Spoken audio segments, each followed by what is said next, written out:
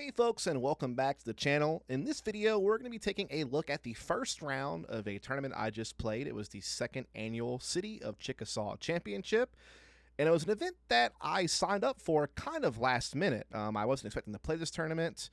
I had been kind of dealing with a couple of minor injuries, I'll say, nothing really serious, just kind of overuse and overplaying. I just needed to take a little bit of a rest for a few days and things, simmer down.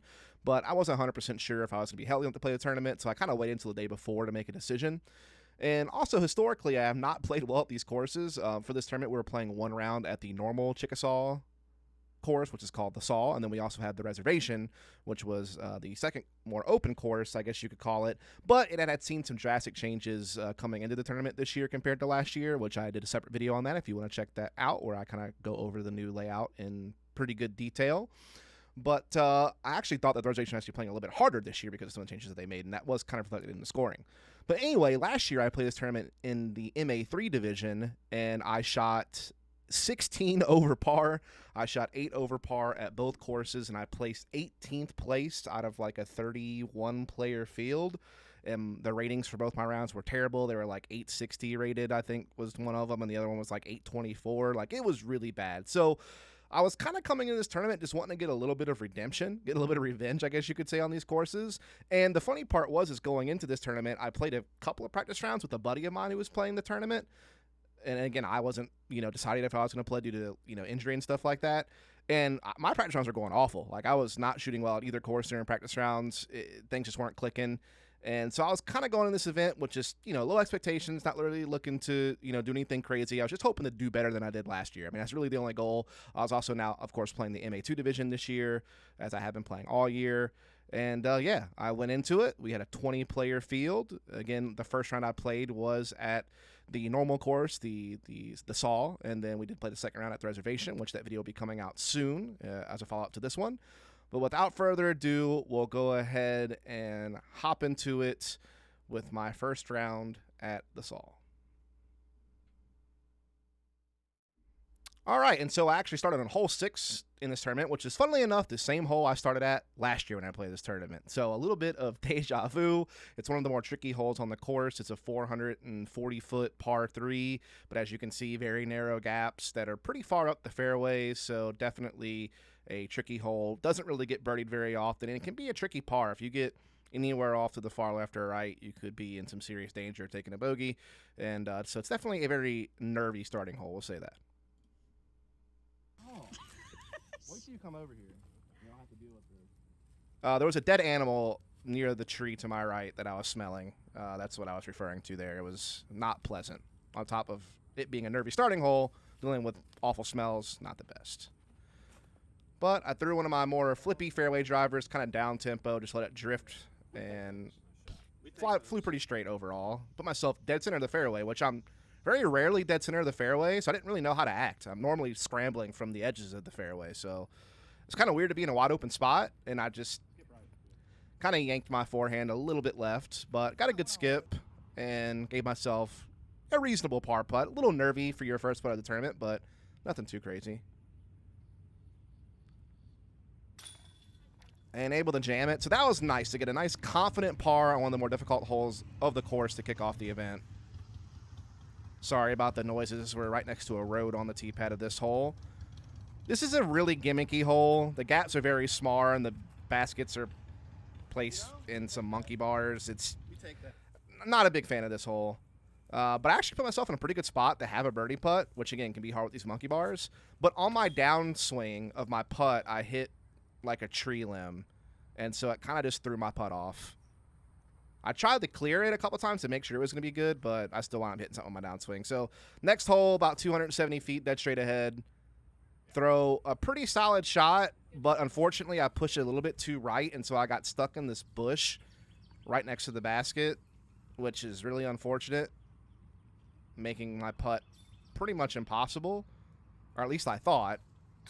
And I found a little window I could punch the putt through, and I actually wound up catching the right side and staying in. So wound up being able to go 1 under par through the first 3 holes. So a pretty solid start as we go into hole 9, kind of a 380-foot hole, but kind of downhill once you get towards the green. They're a pretty nice straight shot, just right dead center of the fairway. I got right to the downslope of the hole, but still about, I don't know, 50, 60 feet short of the basket. Tried to give it a little run, but was also being wary of it being a downslope to the left and not wanting to put my disc on too much angle and rolling down the hill. So I took a par on that hole. Very next hole, again, my forehand's been iffy lately. You know, I've been talking about it a lot on the channel, a lot of early releases. So I was trying to make an adjustment, and the adjustment was put it on Annie and swing it way out left. Just so the complete opposite problem what I've been dealing with lately, which is not something you want to have happen to you in the middle of a tournament, just to have your miss be completely different than what you're used to. But threw a good approach shot, save par, all good. But that is one of the holes you kind of want to birdie on this layout, but it is what it is. Then this is another hole you really want to birdie because it's one of the only par fours on the course. I think there's only 2 par fours. Kind of a dog leg right, 500 and so foot shot. Again, I just kind of am flexing it more than I want to, and it's swinging more left than I want to. And again, my issue usually is an early release. Then I throw a conker, which is like the old PD2 mold, or very overstable disc, and I thought I needed to put a lot of ante on it to make it fly straight and then hyzer left right towards the basket. Turns out I turned it over too much, and I still stayed safe. Water was the only OB, and I stayed out of the water, so this was still safe.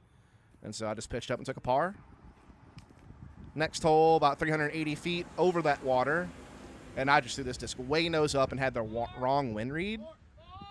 It was a headwind before I threw the disc, and then it turned into a tailwind as I was about to throw, but I also just threw it really nose up, so it wasn't going to work out anyway, no matter what the wind was doing. And so at that point, it was basically just pitch up, take my par.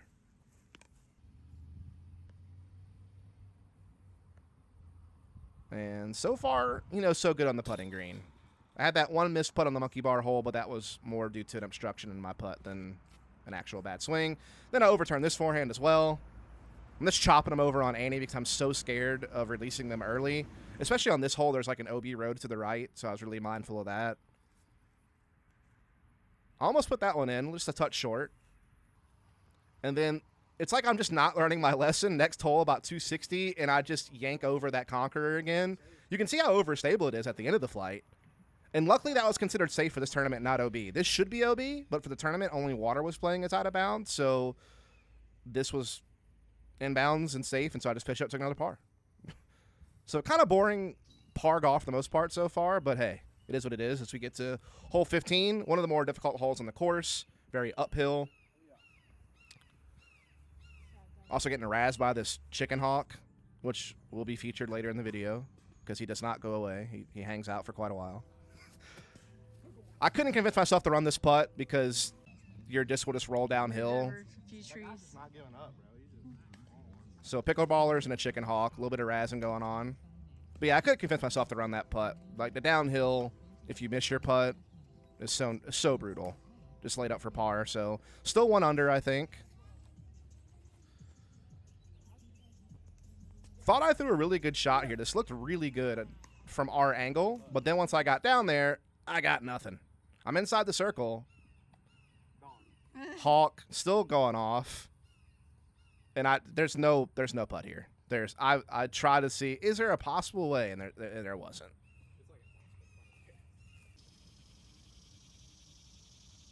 So this is a hole 17, par 4 with a Mando left.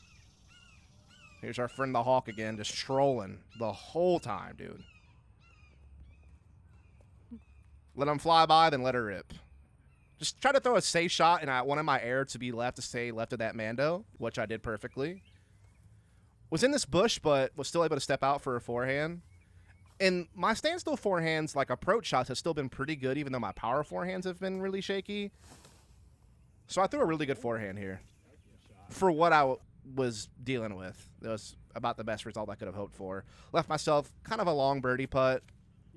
Yanked it right a little bit, which has kind of been my miss if I go for a longer putt. It has been just overpowering it and yanking it right. Totally a foot fault there, by the way, but no one called me on it. All good. That's a par. So still 1 under par with just a few holes left to play. Yes, I hit the gap. I don't even care what happens. It's just like a 350-ish foot par 3, but it kind of plays a little downhill. Put myself in circle 2, maybe 40, 45 feet away, something like that. sir. And I got a nice birdie there, so that puts me 2 under with just maybe 4 or 5 holes left to play. So we get the hole 1. We start on hole 6. I thought I threw a really good shot on this hole for what I was trying to do, which is just play for par. But I wound up hitting this little shed to my left, or whatever the heck this little doghouse looking thing is. So I got caught up early. And this green is so tricky, y'all, to stay inbounds on because it slopes towards the service road. And there's also a parking lot. But I stayed inbounds somehow. I really don't know how. It was very lucky. And I was able to get the par.